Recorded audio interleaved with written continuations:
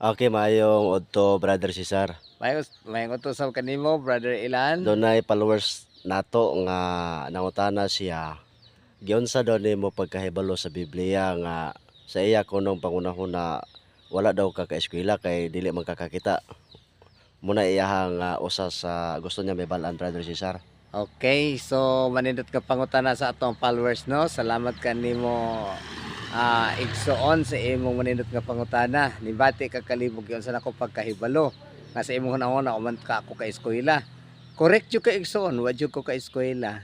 Kay gamay pa ko na daot na akong mata. Pero ingon ani kagamhanan ang Ginoo nga gialagaran sa Adventista igsoon.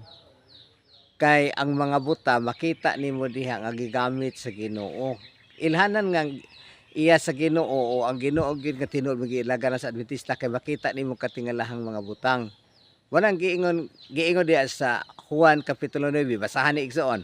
Juan kapitulo 9 bersikulo 1 hangtod 3. Nangutana ang sa katinuan sa pagkakita nila nga naay usa ka tawong buta. Magtutudlo tan-awan na usa ka tawong buta. Kinsa may nakasala nga natawo siyang buta, siya bang ang iyang ginikanan?